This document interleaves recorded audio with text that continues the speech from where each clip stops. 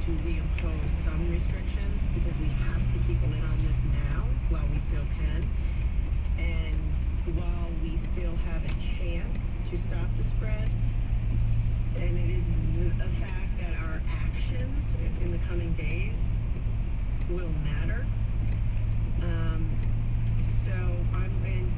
members of the press will undoubtedly ask me, what am I going to do on Friday? The answer is tune in Friday at 1. But I'm looking at everything. More restrictions on workplaces, reducing the social gathering limit from 15 to a lower number. Everything's on the table as we try to evaluate the best, most targeted things we can do to keep Rhode Island to get Rhode Island in a better place. We're able now to target our interventions better because of all our testing, because of all our data. So I'd like to not have a blunt instrument of phase 2, but we're going to have to put some more restrictions in, and I would invite you to join me at 1 o'clock on Friday to talk about that. My executive order for phase 3 is up today. I will sign that to renew it, and I'm very likely to change it on Friday.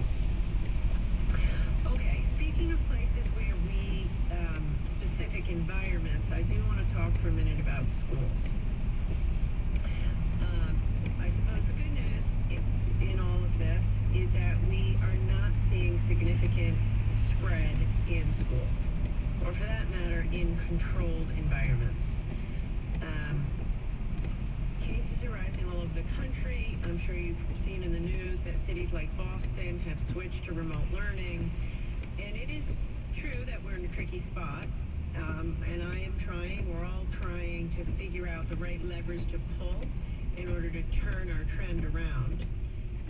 And an impulse may be to just flip to distance learning.